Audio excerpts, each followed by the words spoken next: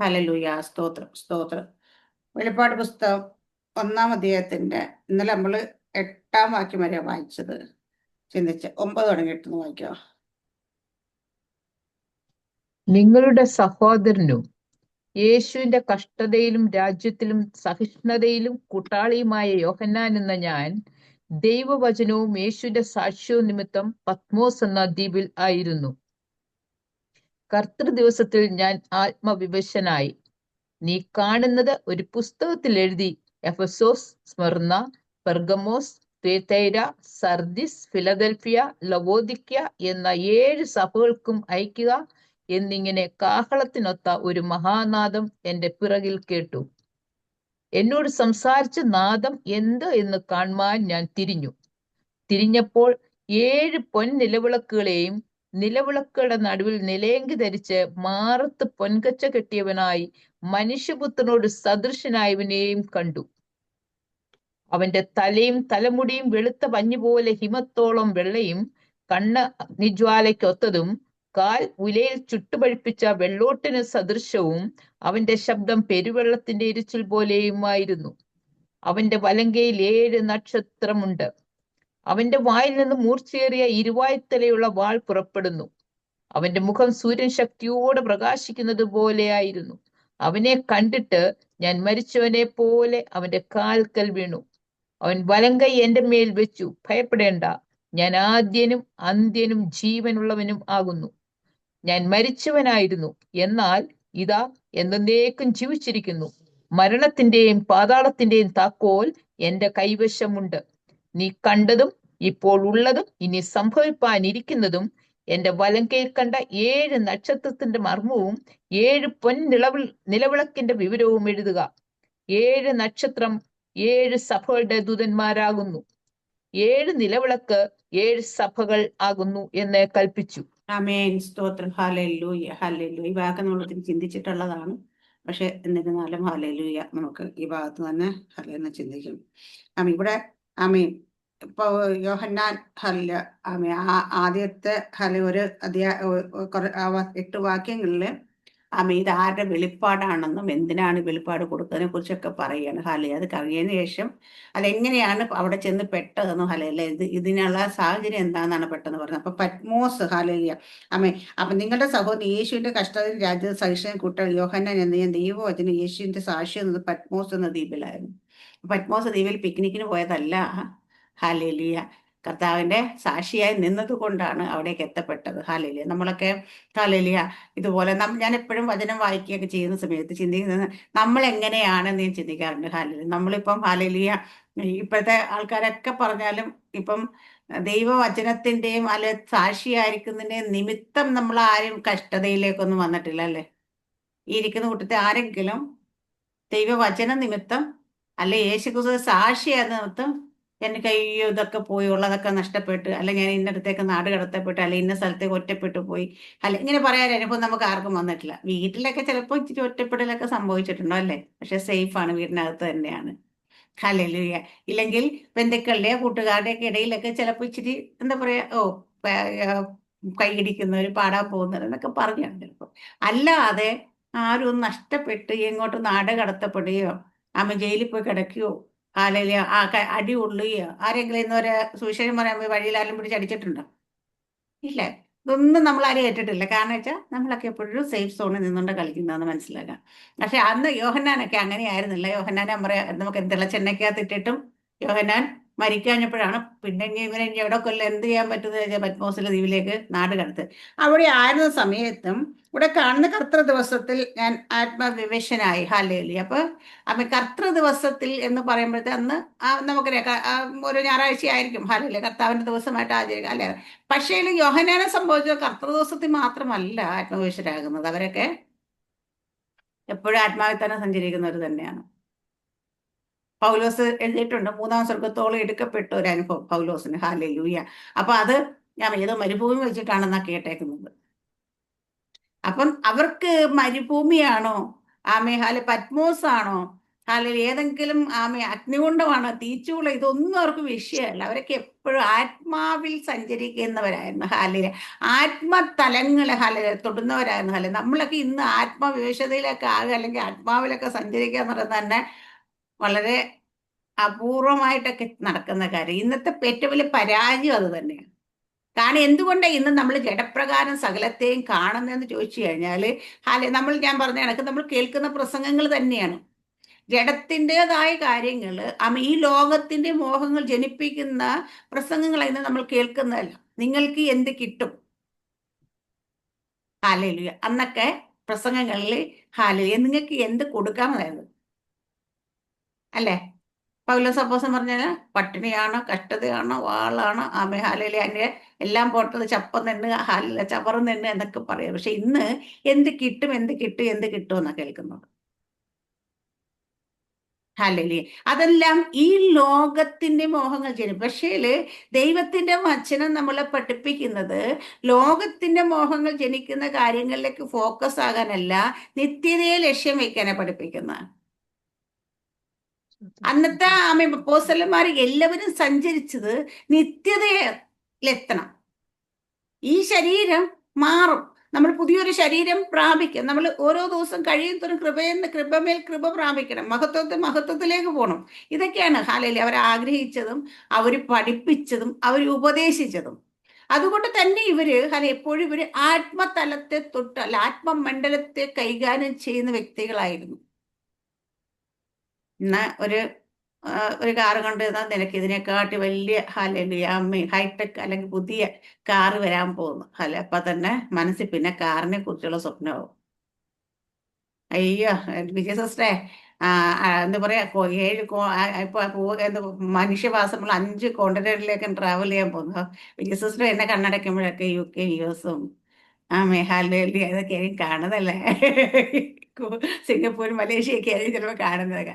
പക്ഷേ ഇതെന്തുകൊണ്ടാണ് ഇത് ഇത് പ്രവചനം ഉണ്ടോ വെച്ച് ദൈവത്തിന്റെ വാക്തത്വം ചിലപ്പോൾ ഉണ്ടാകും. പക്ഷെ അവിടെയെല്ലാം ഈ സഞ്ചരിക്കുന്ന സമയങ്ങൾ എന്തിനു വേണ്ടി പോകുന്നു എന്നുള്ളത് ഹല്ലേലൂയ നമ്മുടെ ഉള്ളിൽ കിടക്കുന്നില്ല.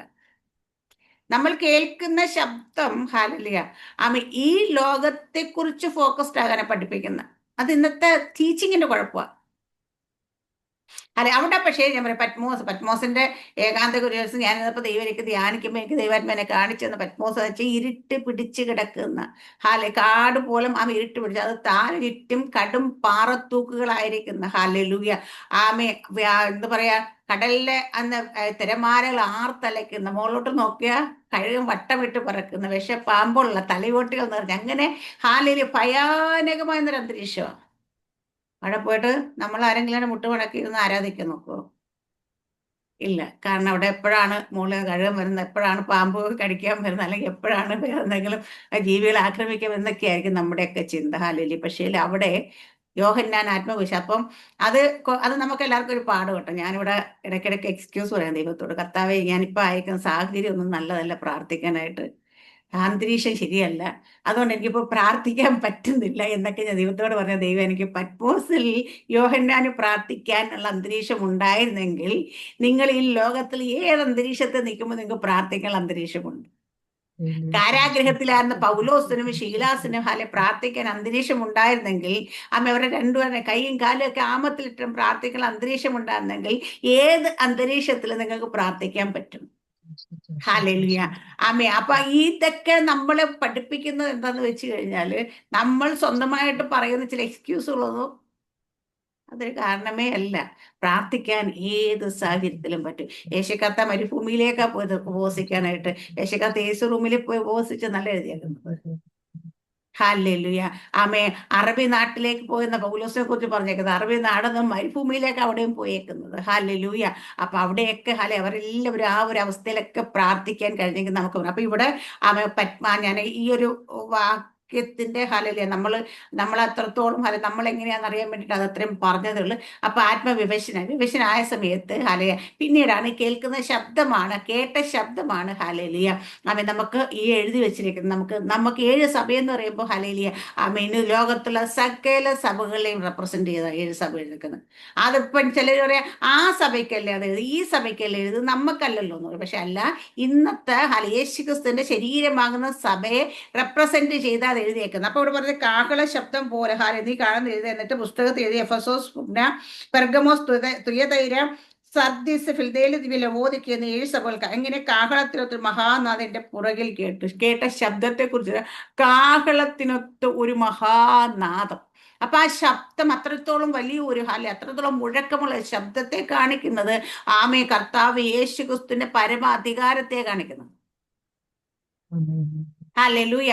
അപ്പൊ പരമ അധികാരമാണ് കാണിക്കുന്നത്. ആ ശബ്ദം അത് കഴിഞ്ഞ ശേഷം പറയുന്ന കാഹള ശബ്ദം കേട്ടു എന്നോട് സംസാരിക്കുന്ന ആടെ എന്തെന്ന് കാണുവാൻ ഞാൻ തിരിഞ്ഞപ്പോൾ 7 പൊൻ നിലവിളക്കുകളുടെ നടുവിൽ നിലയെങ്കി ധരിച്ചു മാറത്ത് പൊൻകച്ച കെട്ടിയ മനുഷ്യപുത്ര സദൃശനായവനെയും കണ്ടു. 7 നിലവിളക്ക് എന്താന്ന് ഇവിടെ 7 സഭകളാകണം. അപ്പൊ 7 നിലവിളക്കുകളുടെ നടുവിലായി യേശു കർത്താവ് നിൽക്കുന്നത്, സൈഡിലല്ല. അപ്പൊ 7 സഭയെന്ന് വെച്ച് കഴിഞ്ഞാൽ ഈ ലോകത്തുള്ള ഈ സഭകളെല്ലാം റെപ്രസെന്റേറ്റ് ചെയ്ത് അതിന്റെ ഒത്ത നടുക്ക് നിൽക്കുന്ന യേശു കർത്താവിനെ കണ്ടെങ്കിൽ ഇന്നും സഭയുടെ കൺട്രോൾ യേശു കർത്താവിന്റെ കാര്യത്തിൽ തന്നെയാണ്. അപ്പൊ യേശു കർത്താവ് കൺട്രോളിലെ സെന്റർ പോയിന്റ് അല്ലാത്ത സഭ ആണ് നമ്മളെങ്കിൽ എന്ന് വെച്ചാൽ യേശു കർത്താവ് അല്ല നമ്മുടെ കൺട്രോൾ എങ്കിൽ നമ്മൾ ദൈവത്തിന്റെ സഭയിലല്ല. കർത്താവ് യേശു ശരീരമാകുന്ന സഭയിൽ അല്ല, സഭയിലാണെങ്കിൽ യേശു കർത്താവ്. എന്നിട്ട് അടുത്ത് പറയുന്ന നിലയങ്കി ധരിച്ച് മാറത്ത് പൊൻകച്ച കെട്ടി നിലയങ്കിച്ച് താഴെ വരെയുള്ള വലിയ നീളമായിട്ടുള്ള കുപ്പായമാണ് നമ്മുടെ പുരോഹിതന്മാരുടെ കട. എന്നിട്ട് മാറത്ത് പൊൻകച്ച കെട്ടി, നമുക്കറിയാം പഴയ നിയമത്തിൽ അവരുടെ ആ ഒരു കെട്ട് അതിൽ സ്വർണ്ണ നൂലുകൾ ചേർന്നൊരു അത് വെച്ചിട്ടാണ് അവർ ആ ഒരു വെച്ച് കെട്ടുന്ന പഴയ പുരോഹിത ആരാ, ഏത് പുരോഹിതന അകത്തേക്ക് പോയി പൗരോഹിത്യ ശുശ്രൂഷ ചെയ്യാനായിട്ട് ദൈവം തെരഞ്ഞെടുക്കപ്പെട്ട പൗരോഹിത്യ ശുശ്രൂഷ അവർക്ക് ഒരു നൂല് കൊണ്ടുള്ള ഒരു ചരടുണ്ടായിരുന്നു. അത് വെച്ചിട്ട് കെട്ടിക്കൊണ്ടിരുന്ന ഹല്ലേലൂയ. പക്ഷെ ഇവിടെ പറയുന്ന ഇവിടെ പറയുന്ന മാറത്ത് പൊൻകച്ച, കർത്താവിനെ ഗോൾഡൻ ത്രെഡ് അല്ല അത് ഫുള്ള് സ്വർണത്തിന്റെ കച്ച കെട്ടിയേക്കുന്നത്. അതിന്റെ വാക്യങ്ങള് എനിക്കത് പഴയ നിയമത്തിൽ നോക്കിയാൽ കാണാം. പെൺകച്ച കെട്ടിയതിനെ കുറിച്ച് പറയുന്നുണ്ട്. ഞാൻ എവിടെ നിന്നെല്ലാം നോട്ട് വെച്ചു. ഗോൾഡൻ ത്രെഡ്സ് ഹൈ പ്രീസ്റ്റിന്റെ ഇതാണ് അത്. അവിടെ കാണിക്കുന്ന എന്താ പറയാ, ഇത് നമ്മുടെ ഹെവൻലി പ്രീസ്റ്റ് അതിനെക്കാട്ടി എത്ര വലുതാണെന്ന് കാണിക്കുന്നുണ്ട്. അതുപോലെ തന്നെ നമ്മുടെ ഈ ഭരിക്കുന്ന രാജാക്കന്മാരെ കാണിക്കുന്നുണ്ട്. അതുപോലെ തന്നെ അത് പ്യൂരിറ്റിയെ കാണിക്കുന്നു. ഇങ്ങനെ കുറെ കാര്യങ്ങൾ അതിനെ റെപ്രസെന്റേറ്റ് ചെയ്യുന്നുണ്ട്. പഴയ നിയമ പുസ്തകത്തിലൊക്കെ ഇവരുടെ ഉടുപ്പുകളെ കുറിച്ചും ഒക്കെ ഒരു പറയുന്ന ഭാഗം എടുത്ത് വായിച്ച് നമുക്ക് അറിയാൻ പറ്റും. അപ്പൊ ഇവിടെ കാണുന്ന കാര്യം എന്ന് വെച്ചാൽ അത്രത്തോളം ഡിവൈൻ ആയ ഹൈ ആയ ഹെവൻലി അതോറിറ്റിയെ കാണിക്കുന്ന അപ്പൊ ഓരോ കാര്യങ്ങൾക്കും ദൈവത്തിന്റെ യേശു കർത്താവിനെ അവിടെ റെപ്രസെന്റ് ചെയ്യുമ്പോൾ ഈ പത്മോസിക്കർന്ന് യേശു കർത്താവിനെ ഏറ്റവും ഇത് പറഞ്ഞു കഴിഞ്ഞാൽ അതിനെക്കാട്ടി മേലെയായിട്ട് അതിനെക്കാട്ടി അപ്പുറമായിട്ട് എബോവായിട്ട് മറ്റു ഒരു അതോറിറ്റിയും ഇല്ലാന്ന് തന്നെ കാണിക്കുന്നു. ഈ ഓരോ കാര്യങ്ങൾ എടുത്തു പറയുമ്പോൾ അവിടെ പറയുന്ന ഞാൻ തിരിഞ്ഞു നോക്കി പൊന്നിളക്കയുടെ നടുവിൽ നിലയങ്കി ധരിച്ചു മാറത്ത് പൊൻകച്ച കെട്ടിയവനായി മനുഷ്യപുത്ര സദൃശനെ കണ്ടു. അവന്റെ തലയും തലമുടിയും വെളുത്ത പഞ്ഞി പോലെ ഹിമത്തോളവും വെള്ളയും കണ്ണഗ്നിജാലയ്ക്കൊത്തോളം കാലുലയെ ചുറ്റുപഴിച്ച് വെള്ളോട്ടിൽ സദൃശ്യവും അവന്റെ ശബ്ദം പെരുവെള്ള തിരച്ചിൽ പോലെയുമായിരുന്നു. അപ്പൊ തലമുടി ഹല്ലേലൂയ. അപ്പൊ തലമുടിയെ കാണിക്കുന്നത് വെളുത്ത പഞ്ഞി പോലെയുള്ള തലമുടി. ഒന്ന് നമുക്കറിയാം, വെളുത്ത പഞ്ഞി പോലെ തലമുടി എപ്പോഴാ? പ്രായമാകുമ്പോൾ അല്ലെങ്കിൽ അത്രത്തോളം എക്സ്പീരിയൻസ്ഡ് ആകുന്ന ഒരു വ്യക്തിയെ കാണിക്കുന്ന അല്ലെങ്കിൽ അത്രത്തോളം അറിവുള്ള അത്രത്തോളം നയിക്കാൻ കഴിവുള്ള ചില നമ്മൾ സാധാരണ ജോലിക്കൊക്കെ ഏജ് ലിമിറ്റ് ഉണ്ട്, ഇത്ര വയസ്സ് താഴെ. പക്ഷെ ചില ജോലികൾക്കൊക്കെ വളരെ ഏറ്റവും ഒരു എന്താ പറയാ ഒരു കമ്പനിയുടെ കംപ്ലീറ്റ് കൺട്രോൾ ഒക്കെ അവർ പറയും മിനിമം 45 years നിർബന്ധം. ചില താഴെയുള്ളവർ വേണ്ട. എന്താ അത് പറയുന്ന കാര്യം എന്താന്ന് വെച്ച് കഴിഞ്ഞാല് ഹാലേലിയ, അപ്പൊ അത്രയും 45 വയസ്സെത്തുമ്പോഴത്തേന് അവര് പഠിച്ചു കഴിഞ്ഞ് ഇത്ര വർഷത്തെ എക്സ്പീരിയൻസ് എങ്കിലും മിനിമം അവിടെ ഉണ്ടാകും. അല്ലെങ്കിൽ പറയും മിനിമം 10 ഇയേഴ്സ് എക്സ്പീരിയൻസ് വേണമെന്ന് പറയും. അപ്പം അല്ലെ അവിടെ ചെന്ന് ഒരു 21 വയസ്സ് 22 വയസ്സ് 25 വയസ്സുള്ളവൻ അപ്ലൈ ചെയ്താൽ ജോലി കിട്ടത്തില്ല. അല്ല അതുപോലെ എന്ന് വെച്ചാൽ അത് പ്രായം കൂടും തോറും ഹാലയില് അവർക്ക് എക്സ്പീരിയൻസ് ആൻഡ് അതോറിറ്റി കൂടുമെന്ന് പറഞ്ഞ പോലെ ഇവിടെ അത്രത്തോളം നമുക്ക് റെസ്പെക്റ്റഡ് ആയ ഹാലയില്ല പ്രായമുള്ളവരെ കണ്ടാൽ നമുക്കൊക്കെ എന്തായാലും ബഹുമാനം. അപ്പൊ റെസ്പെക്റ്റഡ് ആയ അതോറിറ്റി ഉള്ള ഹാലയിലിയ യേശു കർത്താവിനെ കാണിക്കാനായിട്ട് നമുക്കത് അത് പറയുന്ന ഹാലയില്ല. എന്നിട്ട് ആനയൊക്കെ പറയുന്ന അടുത്ത് പറയുന്ന കണ്ണുകൾ ഹാലയില്ല എന്താ പറയാ, തലമുടി വെളുത്ത ഹിമം പോലെ വെള്ളയും കണ്ണ് അഗ്നിജാലയ്ക്കുള്ളതും ഹാലില്ല. അഗ്നിജാലയ്ക്കത്തെ കണ്ണ് എന്തിനെ കാണിക്കും നമുക്കെല്ലാം അറിയാം. എല്ലാ ഹാലെ തീ ഹാലിൽ എന്താ പറയാ, ഏതിനെയും ദഹിപ്പിച്ച് കളയാൻ കഴിയുന്ന ഹാലേലിയ. ഒരു ന്യായവിധി എന്താ കർത്താവിന്റെ കണ്ണുകൊണ്ട് കാണുന്നതനുസരിച്ച കർത്താവ് നമ്മളെ ന്യായം വിധിക്കുന്നു അല്ലേ. കുത്തി തുളച്ച് കയറി ചെല്ലുന്ന കണ്ണെന്നൊക്കെ അവള് പറയും. കാരണം വെച്ചാൽ ആ അഗ്നിജാല കണ്ട് അഗ്നി എപ്പോഴും പ്യൂരിഫൈ ചെയ്യാനായിട്ട് ഉപയോഗിക്കുന്നുണ്ട്, കാണിക്കും. അതുപോലെ അഗ്നി എപ്പോഴും ഒരു ജഡ്ജ്മെന്റിനെയും കാണിക്കുന്നുണ്ട് ഹാലലി. അപ്പൊ അഗ്നിജാലക്കത്തിലെ കണ്ണ് വെച്ചാൽ ഈ കണ്ണ് ഹാലലി ഞാൻ ഈ ഭാഗം ചിന്തിച്ചുകൊണ്ടിരുന്നില്ല. എന്നോട് ദൈവാത്മയുടെ നമ്മൾ ഓരോരുത്തരും ഹാലലി ഇങ്ങനെ തന്നെ ആയിരിക്കണം ദൈവം ആഗ്രഹിക്കുന്നു. അടുത്തവിടെ പറഞ്ഞിട്ട് ഞാൻ പറയാം അടുത്ത പറയുന്ന കാലെന്താ, വെള്ളോട്ടിന് സദൃശ്യം. അത് ബലത്തെ ശക്തിയെ കാണിക്കുന്ന പ്യൂരിറ്റിയെ കാണിക്കും. കാരണം ആലയത്തിലെ ഉപകരണങ്ങളൊക്കെ ഉണ്ടാക്കാൻ വേണ്ടിയിട്ട് ആലയത്തിനകത്ത് ആ യാഗപീഠത്തിന്റെ യാഗപീഠത്തിന്റെ അത് ആ താമ്രം കൊണ്ടാണ് യാഗപീഠം ഉണ്ടാക്കിയത്. താമ്രം വെള്ളോടെന്ന് പറയുന്ന സാധനം തന്നെ ഇല്ല, താമ്രം ബ്രാസ് എന്ന് പറയുന്ന സാധനം തന്നെ ഉള്ളത്. അവിടെയെല്ലാം ഹാലലിയ അവിടെയൊക്കെ അതിനെ കാണിക്കുമ്പോൾ അതുപോലെ പ്യൂരിറ്റി അവിടെയും കാണിക്കുന്നുണ്ട് ഹാലലിയ. അവിടെ നമ്മളെ ഒന്ന് പുറപ്പാട് ദിവസം 27-ാം അധ്യായത്തിന് 1 തുടങ്ങി 6 വരെ വായിക്കുകയാണെങ്കിൽ റിഫൈൻ ചെയ്ത ഇവിടെ ഈ ബ്രാസ് കൊണ്ടാണ് അവിടെ ഓരോ കാര്യങ്ങൾ യാഗപീഠം ഒക്കെ ഓൾട്ടറൊക്കെ ഉണ്ടാക്കിയിരിക്കുന്നത്. അതെല്ലാം ഈ ഓൾട്ടർ എന്താ നമുക്ക് യാഗം കഴിക്കുന്ന സ്ഥലം, യാഗവസ്തുവിന് വെക്കുന്ന സ്ഥലം എന്താ നമ്മുടെ പണിഷ്മെന്റിനുള്ള പരിഹാരമായിട്ടാണ്. എന്ന് വെച്ചാൽ ഒരു ജഡ്ജ്മെന്റ് നിന്ന് ഒഴിവാകാൻ വേണ്ടിയിട്ട് കാണിക്കുന്നത്. അപ്പൊ അതുപോലെ ഇവിടെ ഈ കാല് ഈ ഉലയിൽ ചുട്ടും അല്ലെങ്കിൽ വെള്ളോട്ട് സദൃശ്യമായ കാല് ആ കാലിന്റെ ഒരു എന്താ പറയുക, ആ വെള്ളോട് ഒരു ഭയങ്കര പവറിനെ ശക്തിയെ കാണിക്കുന്നെങ്കിൽ ജഡ്ജ്മെന്റിൽ നിന്ന് ഒഴിവാകാൻ വേണ്ടി ജഡ്ജ് ചെയ്യാൻ വേണ്ടിയിട്ടും ഇത് ഉപയോഗിക്കാണ്ട്. അപ്പൊ നമ്മളെ ആ കാല് അതുപോലെ കാലുള്ള യേശു കർത്താവ്. അപ്പൊ എന്ന് വെച്ചാൽ ഒരു ഓൾട്ടർ എങ്ങനെയായിരിക്കും, നമ്മൾ യാഗം കഴിക്കുന്ന ഓൾട്ടർ എങ്ങനെയായിരിക്കുന്ന അതേ ഒരു ഇതായിട്ടാണ് ഇവിടെ കാലിനെ കാണിക്കുന്നത്, യേശു കർത്താവിന്റെ കാലിനെ കാണുന്നത്. അപ്പൊ അതുപോലെ തന്നെ അത്ര ശക്തിയും ബലത്തെയും ഒക്കെ കാണിക്കും. ബ്രാസൊക്കെ നല്ല ശക്തിയും ബലമുള്ള ഹാലേലിയ ഇതല്ലേ. അതുകൊണ്ട് ആ ശക്തിയും ബലത്തെയൊക്കെ കാണിക്കുന്നുണ്ട്. അടുത്ത പറയുന്നത് കാലുലി ചുറ്റുവഴി വെള്ളോട്ട് സദൃശ്യം, അവന്റെ ശബ്ദം പെരുവെള്ളത്തിൽ ഇരച്ചിൽ പോലെയും. എന്നാ ശബ്ദം എന്താ, പെരുവെള്ളത്തിൽ ഇരച്ചിൽ പോലെയായിരുന്നു. എന്നിട്ട് പറയുന്നുണ്ട് ഹാലേലിയ നമുക്ക് നമ്മുടെ എബ്രായ ലേഖനം 4-ാം അധ്യായത്തിൽ പറയുന്നുണ്ട് എന്താ, ഇരുവായത്തുള്ള ഏത് വാളിനേക്കാളും മൂർച്ചയുള്ളതാ. എഫേസ്യ ലേഖനത്തിൽ പറയുന്ന ആത്മാവിന്റെ വാൾ അവന്റെ വായിന്ന് പുറപ്പെടുന്നത്.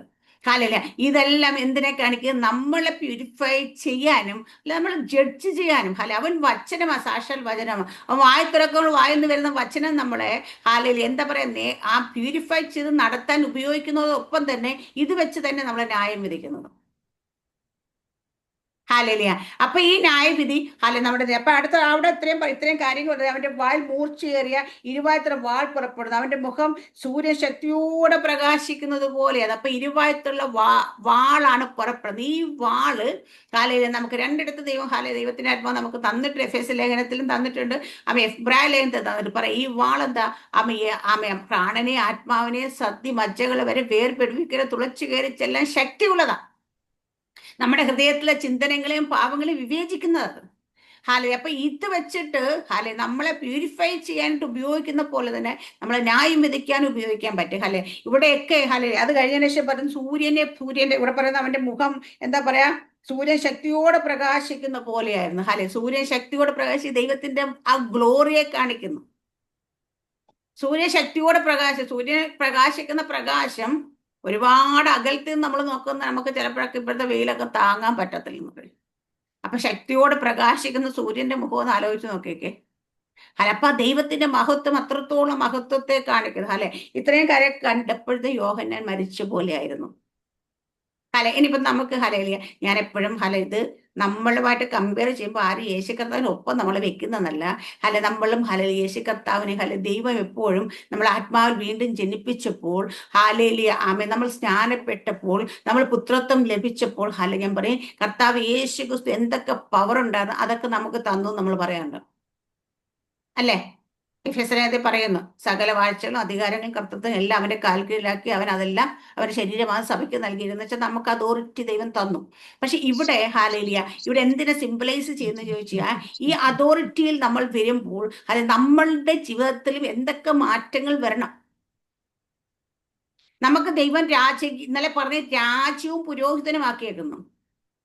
മറ്റടുത്ത് പറയുന്നത് രാജകീയ പുരോഹിതന്മാരാക്കി മാറ്റും. അപ്പം ഒരു പൗരോഹിത്യ ശുശ്രൂഷയെ കുറിക്കുകയാണ് ആ നിലയെങ്കിലും അതോറിറ്റി പരമ അധികാരത്തെ കാണിക്കണമെങ്കിൽ നമുക്ക് ഈ ലോകത്തിൽ കർത്താവ് യേശു ക്രിസ്തുവിന് മുമ്പിൽ ഒരു പിശാചിന് നിൽക്കാൻ പറ്റില്ലെങ്കിൽ സകല വാഴ്ചകളാകട്ടെ അധികാരങ്ങളാകട്ടെ കർത്തൃത്വങ്ങളാകട്ടെ ഈ ലോകത്തിൽ വരുവാനുള്ളത് ഇത്രയും അതോറിറ്റിയെ യേശു കർത്താവിന്റെ കൈ കൊടുത്ത് യേശു കർത്താവ് അത് ആർക്ക് നമുക്ക് തന്നിരിക്കുന്നെങ്കിൽ അതുപോലെ അതോറിറ്റി നമുക്കും തന്നിട്ടുണ്ട്.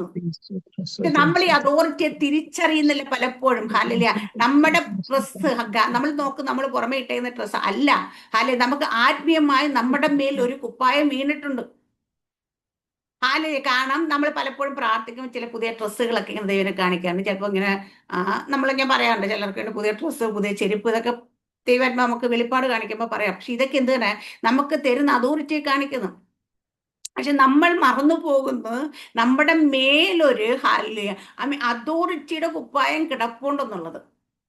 നമ്മുടെ കണ്ണ പിശാചിന് മനസ്സിലാകും നമ്മുടെ മേൽ കിടക്കുന്ന ഞാൻ ഇട്ടേക്കുന്ന ഈ ഉടുപ്പായിരിക്കില്ല പിശാച് കാണുന്ന നമുക്കൊരു പൗരോഹിത്യ ശുശ്രൂഷയുടെ ഒരു ഉപ്പായം ദൈവം തന്നിട്ടുണ്ട്, അത് ഇട്ടിട്ടുണ്ടെന്ന് നമുക്ക് മനസ്സിലാകുന്നു. പക്ഷെ ആത്മാവിൽ നമ്മൾ അതിട്ടാ നിൽക്കുന്നത്. അതുപോലെ യേശു കർത്താവ് സഭയെ കൺട്രോൾ ചെയ്ത് നടുക്ക് നിൽക്കുമ്പോൾ നമ്മൾ ആത്മാവിലാണെങ്കിൽ നമ്മുടെ ചുറ്റുപാടും ഉള്ള ദൈവ മക്കളും സഭയാകുന്ന അവരുടെ കൺട്രോൾ നമ്മുടെ കയ്യിൽ നിൽക്കും. കാരണം വെച്ചാൽ നമ്മൾ സംസാരിക്കുമ്പോൾ ദൈവത്തിന് ആത്മാവ് നമ്മളോട് സംസാരിച്ചിരുന്നത് അവർക്ക് വേണ്ടുന്ന കാര്യങ്ങളെ കൊടുക്കുന്നത്.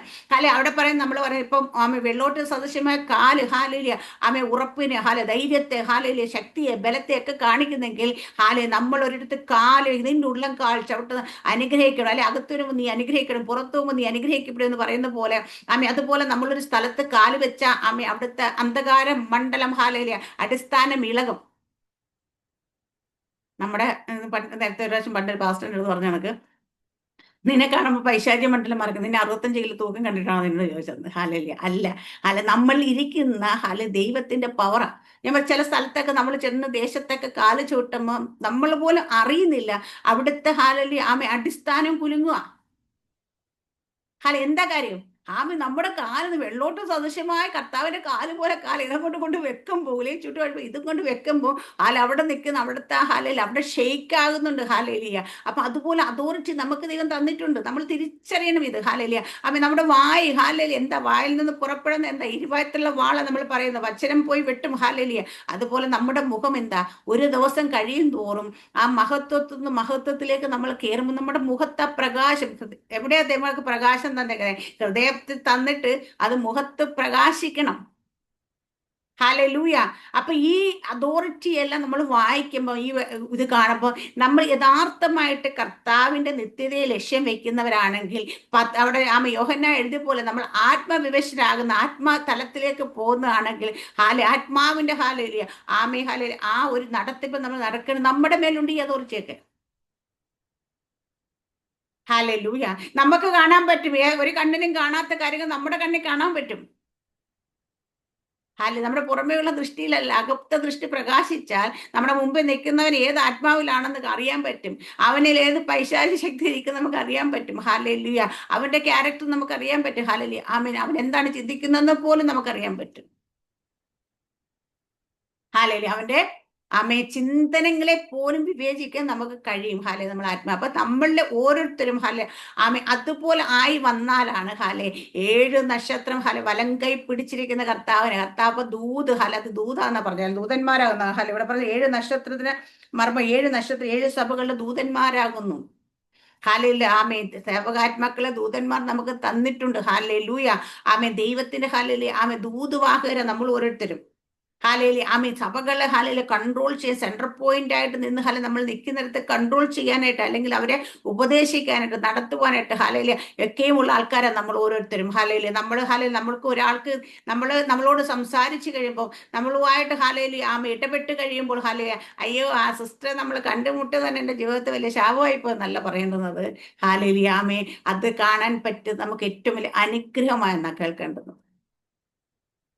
ഹല ഞാൻ എപ്പോഴും പറയാറുണ്ട്, ഹല എൻ്റെ ജീവിതത്തിൽ ദൈവം തന്ന ഇപ്പം അമ്മ രക്ഷ എന്നത് കഴിഞ്ഞ ശേഷം ദൈവം എനിക്ക് തന്നേക്ക് ഏറ്റവും വലിയ ബ്ലെസ്സിങ് എന്ന് വെച്ചാൽ നമ്മുടെ ഈ കൂട്ടായ്മയാണ്. ഞാൻ പലപ്പോഴും ഹലേലിയ ആമേ ക്ഷീണിച്ചു അവസ്ഥകളൊക്കെ വരുമ്പോൾ ഹാലേലിയ ആമേ തളർന്നു പോകുന്ന അവസ്ഥ വരുമ്പോൾ എന്നെ പ്രാർത്ഥിച്ച് ബലപ്പെടുത്തുന്ന, താങ്ങി നിർത്തുന്ന നല്ല ആത്മാർത്ഥമുള്ള പ്രാർത്ഥന പോരാളികൾ ദൈവം തന്നു. നമ്മളൊരു കാര്യത്തിൽ ഡെസ്പറേറ്റ് അല്ല, എനിക്ക് ഇപ്പോഴും ഓർമ്മ ഇപ്പൊ നമ്മുടെ സാറാമസ്റ്റർ അപ്പൊ മിനിസ്റ്റർ വിഷമിക്കേണ്ട അത് ഹാലയിലി എന്ന് പറയും. കാരണമായിട്ട് എന്നെക്കാട്ടി കൂടുതൽ എനിക്ക് വേണ്ടിയിട്ട് കുത്തിയിരുന്ന് ആത്മാർത്ഥമായിട്ട് എൻ്റെ കുഞ്ഞിന് വേണ്ടിയിട്ട് എനിക്ക് വേണ്ടിയിട്ട് പ്രാർത്ഥിക്കുന്ന ഈ പ്രാർത്ഥനാ സപ്പോർട്ട് ഭയങ്കര നമുക്ക് ഇന്ന് പലർക്കും ലഭിക്കാത്തത് ഇതാ. കാണുമ്പോൾ ആലോചന പറയും, വചനം കേൾക്കും, പക്ഷെ ആത്മാർത്ഥമായി നമുക്ക് വേണ്ടി പ്രാർത്ഥിക്കാൻ എത്ര പേരുണ്ട്? ഹാലേലിയ. അത് എല്ലാ ദിവസവും നമ്മൾ വഹിച്ച് ഹാലേലിയ നമ്മളെ ഓർത്ത്, നമ്മുടെ കുടുംബത്തെ, നമ്മുടെ കുഞ്ഞുങ്ങളെ ഓർത്ത് പ്രാർത്ഥിക്കുന്ന ഹാലേലിയ ആ മറ്റുള്ളവരുടെ പ്രാർത്ഥന നമുക്ക് ഭയങ്കര വിടുതല. നമ്മൾ പ്രാർത്ഥിക്കുന്നതോടൊപ്പം തന്നെ മറ്റുള്ള നമ്മളെ ഓർത്ത്, നമ്മുടെ വിഷയങ്ങളെ ഓർത്ത് അങ്ങനെ പ്രാർത്ഥിക്കാൻ ഇരിക്കുന്നത് കൊണ്ടാണ് ഇന്ന് ഞാനെപ്പോഴും പറയാം, നമ്മുടെ ഈ ഗ്രൂപ്പിലുള്ള പലരുടെയും ജീവിതത്തിൽ പിശാച് എന്തെങ്കിലും പദ്ധതി വെക്കുമ്പോഴേ ദൈവം നമുക്ക് വെളിപ്പെടുത്തും. എന്തുകൊണ്ടാണ് വെളിപ്പെടുത്തുന്നത്? ദൈവസന്നിധി ഇരിക്കുന്നുണ്ടാണ് വെളിപ്പെടുത്തുന്നത്. ഞാൻ എവിടെയെങ്കിലും ഓടി നടന്നാൽ അറിയാൻ പറ്റുമോ? ഇല്ല.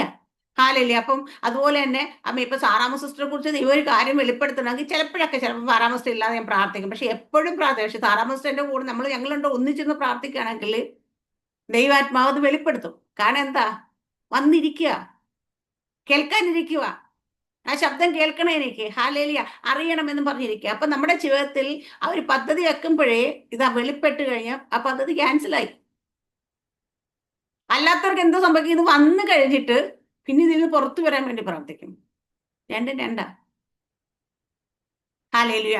അപ്പൊ നമ്മുടെ ഞാൻ പറയാം എപ്പോഴും ഈ ഗ്രൂ ടൈം നമുക്ക് ഭയങ്കര അനുഗ്രഹം. എന്നെല്ലാം കൂടെ അത് പറഞ്ഞു. കാരണം വെച്ച് കഴിഞ്ഞാൽ മറ്റൊന്നും കൊണ്ടല്ല, നമ്മളെല്ലാവരും ബുദ്ധി മാനുഷികമായ ശരീരത്തിൽ മാനുഷികമായിട്ട് തന്നെ നടക്കുന്ന ഈ ലോകത്തിൽ തന്നെയാണ് നമ്മൾ. ഹാലേലിയ. നമ്മൾ പലപ്പോഴും നമ്മൾ ഈ ലോകത്തിന്റെ ഹാലേലിയ ഓരോ കാര്യങ്ങൾ വരുമ്പോൾ നമ്മൾ ക്ഷീണിച്ചു പോകാറുണ്ട്.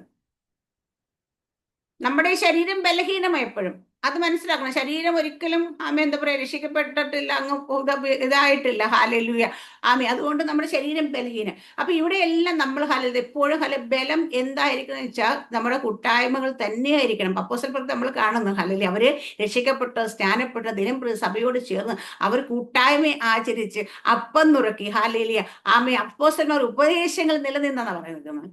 അപ്പൊ കൂട്ടായ്മ വളരെ ഇമ്പോർട്ടൻ്റാ. ഞായറാഴ്ച ദിവസം ചർച്ചിൽ പോയിട്ട് വന്നിട്ട് കഴിഞ്ഞു, പിന്നെ ഒരു കോണ്ടാക്റ്റും ഇല്ല, ഒരു കൂട്ടായ്മയില്ല. പിന്നെ അടുത്ത ഞായറാഴ്ചയാണ് ഇവരെയൊക്കെ ഒന്ന് കാണുന്നത്. ഈ കൂട്ടായ്മ കൊണ്ട് നമുക്ക് ഗുണമില്ല. നമ്മൾ കൂട്ടായ്മ എന്ന് പറയുമ്പോഴത്തേന് ഇന്ന് പല വിശ്വാസികളും എന്തുകൊണ്ടാണ് അവര് ആത്മാവിൽ ശക്തിപ്പെടാത്തതെന്ന് ചോദിച്ചാൽ ഈ കൂട്ടായ്മ ബന്ധമില്ലാത്തത് കൊണ്ടാണ്. അപ്പോസ്തല പ്രവൃത്തിയില് അവര് പിന്നെ സകലം പൊതുവകയും തന്നെ അവരെല്ലാം ഒരുമിച്ച് പോയി താമസിക്കലും ഒരുമിച്ച് പ്രാർത്ഥിക്കലും ഒരുമിച്ച് എന്നുവെച്ചാൽ അവരെല്ലാം വിട്ടങ്ങിറങ്ങുക ചെയ്യുന്നത് അന്നത്തെ കാലത്ത്. രക്ഷിക്കപ്പെടുന്നവരെല്ലാം കൊണ്ട് ഒരു കൂട്ടം. ഇപ്പൊ ഞാൻ ചോദിക്കാം, നമ്മളെല്ലാവരും ഇപ്പൊ പല രാജ്യങ്ങളിൽ പല ഭവനങ്ങളിൽ ഇരിക്കുക. നമ്മളെല്ലാം കൂടെ ഒരു സ്ഥലത്താണെങ്കിലും ആലോചിച്ച് നോക്കുക എല്ലാ ദിവസവും. നമ്മൾ അവിടെ ആയിരിക്കും. വല്ലപ്പോഴും വിജയ സിസ്റ്ററോ ഒക്കെ വരുമ്പോൾ തന്നെ നമുക്ക് എന്തൊരു സന്തോഷം. കാരണം വെച്ചാൽ നമ്മളെല്ലാം കൂടെ ഒരുമിച്ച് താമസിക്കുന്നെങ്കിൽ എന്തായിരിക്കും നമ്മൾ താമസിക്കുന്നിടത്ത് അവിടെ പ്രാർത്ഥനയും പാട്ടും ആരാധനയും വചനവും ഇതൊക്കെയാ തന്നെയായിരിക്കും നമ്മളെല്ലാം താമസിക്കുക. വല്ലതും കഴിക്കാനായിട്ടൊക്കെ എന്തെങ്കിലും പോയി കഴിച്ച് പിന്നെ ഇരിക്കുമ്പോൾ ഇതൊക്കെ ആയിരിക്കും. കാരണം വെച്ചാൽ ഈ ഒരു ആറ്റ്മോസ്ഫിയർ അന്നുണ്ടായിരുന്നു. നമുക്ക് ഇന്ന് അതിനുള്ള സാഹചര്യങ്ങളൊന്നുമില്ല. പക്ഷെ എങ്കിലും കൂട്ടായ്മ ഹാലലിയ. അപ്പൊ ഇത് നമ്മളെ ബലപ്പെടുത്തിയ ശക്തി. അപ്പൊ നമ്മുടെ സഭ എന്ന് പറയുമ്പോൾ ഹാലലിയ ആ ഒരു കൂട്ടായ്മ ബന്ധത്തിന്റെ കെട്ടുറപ്പിൽ ഹാലലിയ പരസ്പരം അങ്ങോട്ടും ഇങ്ങോട്ടും പ്രബോധിപ്പിക്കുമ്പോൾ, അങ്ങോട്ടും ഇങ്ങോട്ടും ഹാലലിയ നമ്മളുടെ അതോറിറ്റീസ് യൂസ് ചെയ്യുമ്പോൾ ഇതെല്ലാം ദൈവം കർത്താവ് യേശുക്രിസ്തു നമ്മളോട് അറിയിച്ചാൽ വചനത്തിലൂടെ നമ്മളോട് എഴുതി വെച്ചിരിക്കുന്നത് നമ്മൾ ഓരോരുത്തർ ഇങ്ങനെ ആകാൻ തന്നെയാണ്. ഇത് കഴിഞ്ഞ നമ്മൾ താഴോട്ട് വായിക്കുമ്പോൾ ഹാലലിയുടെ പറയുന്ന യേശുകർത്ത പറയുന്നു മരിച്ചവനെ പോലെ അവന്റെ കാൽ, ഇത് കണ്ടപ്പോഴത്തേക്ക് മരിച്ചവനെ പോലെ അവന്റെ കാൽക്ക വീണു അപ്പം ഞാൻ ചോദിക്കുന്ന ആത്മവിവശനായി ദൈവത്തിന്റെ ദർശനങ്ങൾ കാണുമ്പോൾ, വെളിപ്പാട് കാണുമ്പോൾ, ആത്മാവിൽ നമ്മൾ സഞ്ചരിക്കുമ്പോൾ വീഴുന്നത് തെറ്റാണോ? തെറ്റാണോ?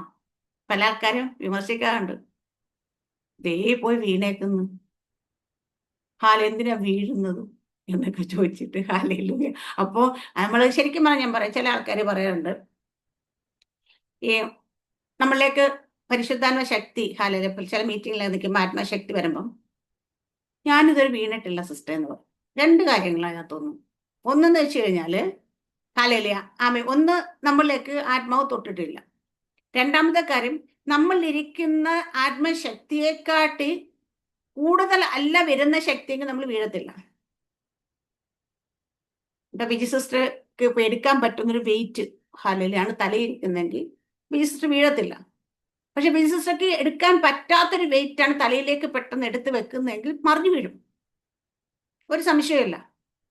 ഇത് രണ്ട് രീതിയിലാണ് സംഭവിക്കും. ഒന്ന്, ആ വന്ന ആത്മശക്തി ഒന്ന് നമ്മൾ തൊട്ടില്ല, അല്ലെങ്കിൽ വല്ല തൊടാൻ വേണ്ടിയുള്ള ആത്മശക്തി. പക്ഷെ രണ്ടാമത് കാര്യം എന്തുകൊണ്ടാ വെച്ചാൽ നമ്മുടെ മേലൊരു ശക്തിയുണ്ട്. ഇപ്പൊ നമ്മളിലൊരു പവർ ഉണ്ട്, ദൈവം തന്ന് പകർന്നത്.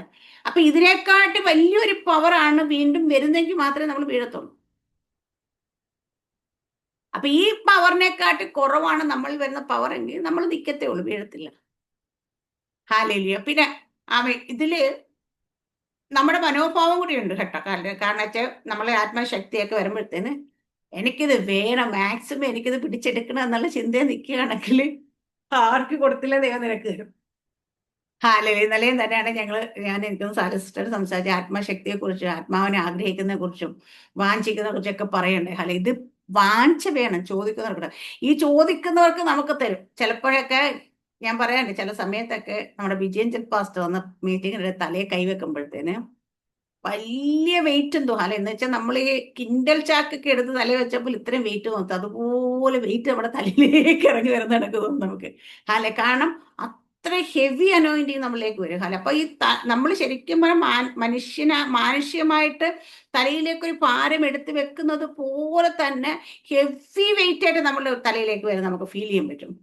അറിയാൻ പറ്റും. അപ്പൊ നമുക്ക് ആത്മശക്തി അനുഭവിച്ചറിയാം. അപ്പൊ ഇവിടെ ഈ ആത്മശക്തി നമ്മളിലേക്ക്. അപ്പൊ അതുകൊണ്ടാണ് യോഹന്നാൻ ആത്മശക്തി കാണാത്തനും ആത്മാവിൽ സഞ്ചരിക്കാത്തനും അല്ല. യോഹന്നാൻ ഭയപ്പെട്ടിട്ടല്ല വീണേക്കുന്നതും. യേശു കർത്താവിന്റെ കൂടെ നടന്ന് മാറോട് ചേർന്നിരുന്ന യേശു അത്ര അടുപ്പമുള്ള യോഹന്നാൻ. പക്ഷെ ഇവിടെ ആ പവർ അവിടെ അന്നേരം വ്യാപരിച്ച അതോറിറ്റി അല്ലെങ്കിൽ ആ ഹെവി അനോയിന്റിങ് താഴേക്ക് മരിച്ചവനെ പോലെ വീണു.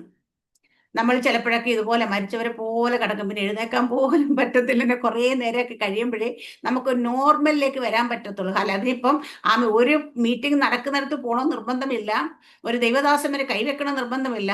നമ്മൾ ആയിരിക്കും റൂമിൽ കയറി നമ്മൾ കുറേ നേരം ആത്മാവിൽ പ്രാർത്ഥിക്കുകയൊക്കെ ചെയ്ത് നമ്മളിലേക്ക് ആത്മശക്തിയൊക്കെ ഇറങ്ങി വരുമ്പോൾ നമ്മൾ ചിലപ്പോൾ തൊടിച്ച് താഴെ പോകാറുണ്ട്. ഞാനും റോഷ്നി കൂടെ ഒരു ദിവസം ഞങ്ങള് ഞങ്ങളുടെ ഫ്ലാറ്റിൽ നിന്ന് പ്രാർത്ഥിച്ചപ്പോഴാണ് ഏറ്റവും വലിയ ആത്മശക്തി നമ്മുടെ മേൽ വന്നേക്കുന്നത്. ഞങ്ങൾ അടിച്ച് തെറിച്ച് വീടിന്റെ രണ്ട് മൂലക്കോട്ട് പോയി വീണ്. ഇരുന്നിടത്തുനിന്ന് രണ്ടിടത്തേക്ക്, രണ്ട് സൈഡിലേക്ക് രണ്ടുപേരും അടിച്ചു പോയി. പോയിട്ട് മരിച്ചവരെ പോലെ അവിടെ കിടക്കുക വെച്ചാൽ അത് അന്ന് ഞങ്ങൾ അനുഭവിച്ചത്. ഞാൻ എഴുന്നേൽക്കാൻ പറ്റുന്നില്ല, സംസാരിക്കാൻ പറ്റുന്നില്ല. കുറേ നേരം കിടപ്പ് കിടന്നതിന് ശേഷം അനങ്ങാൻ പറ്റും. ഇത് എന്താ, അതിന് നമ്മൾ പറയാ മീറ്റിംഗ് നടക്കുന്ന സ്ഥലത്ത് പോയില്ല, നമ്മുടെ റൂമിനുള്ളിൽ. ഇതുപോലെ ആത്മശക്തി വന്നുകൊണ്ട് മരിച്ചവനെ പോലെ എഴുന്നേക്കാൻ പറ്റത്തില്ല. നമുക്ക് സംസാരിക്കാൻ പോലും, നാക്ക് പോലും അനക്കാൻ പറ്റും, ഉരിയാടാൻ പോലും പറ്റത്തില്ല. അത്രയ്ക്ക് ഒരു മരിച്ചപ്പോ. എന്നിട്ട് പറഞ്ഞ അവന്റെ കാൽക്ക് വീണു. അവൻ ഫലം കൈ എന്റെ മേൽ വെച്ച ഭയപ്പെടാൻ ഞാൻ ആദ്യനും അന്ത്യനും ജീവനുള്ളവനും ആകുന്നു. ഞാൻ മരിച്ചവനായിരുന്നു, എന്നാൽ ഇതാ എന്നേക്കും ജീവിച്ചിരിക്കുന്നു. അപ്പൊ മരിച്ചവനായിരുന്നു, എന്നേക്കും ജീവിച്ചു. നമ്മളെ നോക്കി നമുക്ക് പറയാം, നമ്മൾ പണ്ടൊക്കെ മരണത്തിന്റെ അധികാരിയുടെ അടിയിൽ കിടന്നത്. പക്ഷെ ഇന്ന് നമ്മൾ ദൈവം നമുക്ക് തന്നെ എന്താ? മരണഭയം ഉണ്ട് ഇപ്പൊ ആർക്കെങ്കിലും? ഹാലയില് നമുക്ക് എത്ര മരണമുണ്ട്? ധാരാളം പറഞ്ഞാൽ കേൾക്കുന്നില്ല.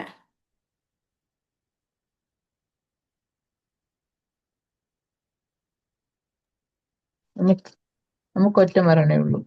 അല്ല, നമുക്ക് മരണത്തെക്കുറിച്ച് പറയുമ്പോൾ ശാരീരികമായ മരണമുണ്ട്. മനുഷ്യരെ കുറിച്ച് പറയുമ്പോൾ ശാരീരികമായ മരണമുണ്ട്, ആത്മീയ മരണമുണ്ട്, നിത്യമായ മരണമുണ്ട്. ശാരീരിക മരണം ഈ ലോകത്തെ നമുക്ക് തന്നെ ശരീരത്തെ വിട്ടുകളയാൻ ശാരീരിക മരണം. ആത്മീയ മരണം വെച്ചാൽ നമ്മൾ ആത്മാവിൽ മരിക്കുന്നുണ്ട്. ഹാലയില് കാരണം ആത്മാവ് വന്നിട്ട് പാപം ചെയ്യുമ്പോ ആത്മീയ മരണം വരും. പാപം ചെയ്ത് ആത്മീയ മരണം.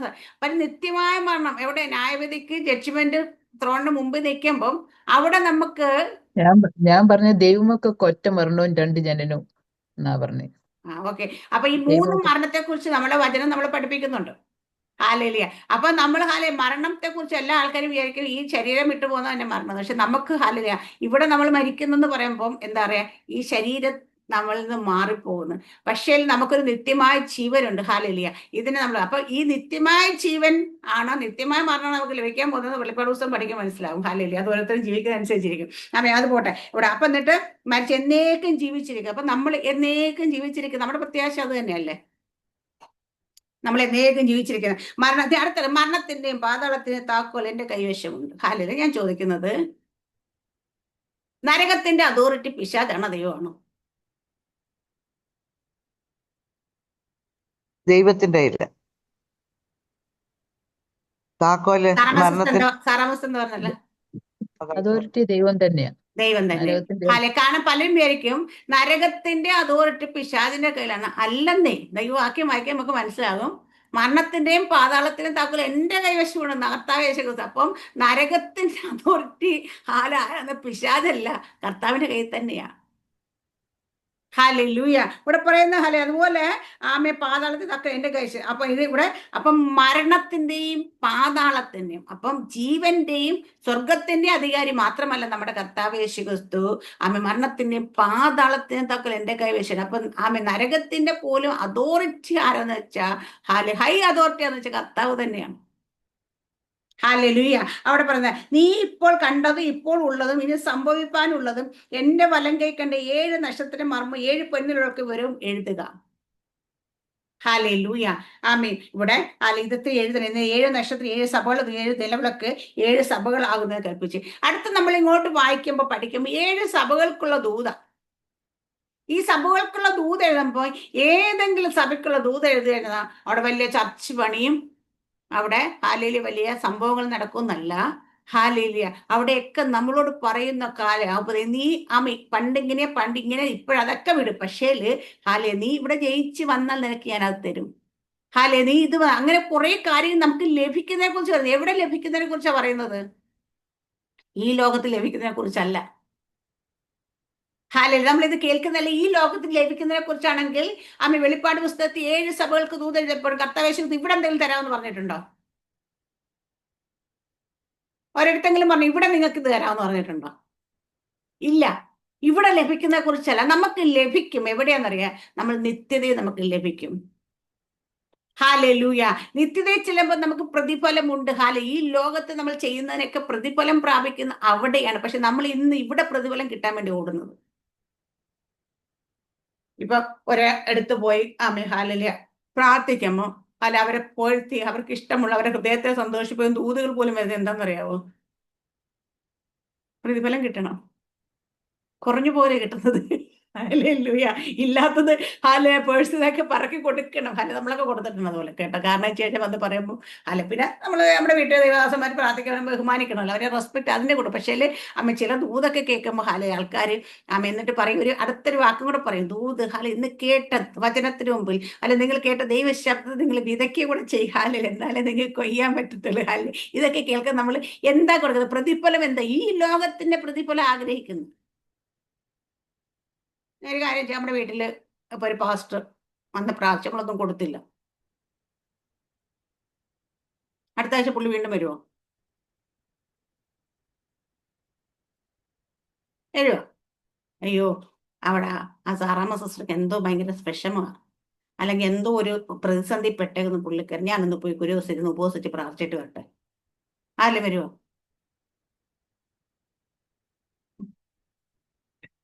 വരത്തില്ല. കാണുന്നതായിട്ട് അവരൊക്കെ പ്രതിഫലം മോഹിക്കുന്നുണ്ട്.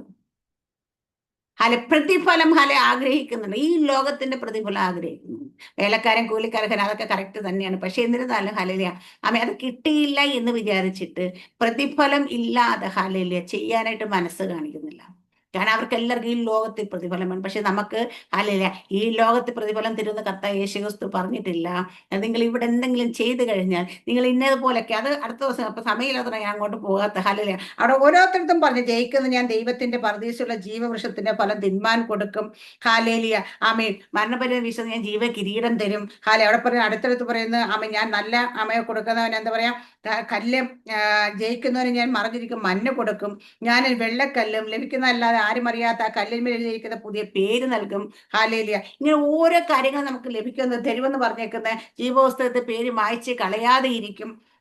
ഹാലേലൂയ. ഇവിടെ അങ്ങനെ ഓരോ കാര്യങ്ങൾ ദൈവത്തിന്റെ പുതിയ നാമം കൊടുക്കും, ആത്മാവ് എന്ന് പറഞ്ഞ് അങ്ങനെ ഓരോരുത്തരും അമ്മ കിരീടം കൊടുക്കും. ഇങ്ങനെയൊക്കെ പറയുന്നതെല്ലാം ഈ ലോകത്തിൽ ലഭിക്കുമെന്നല്ല.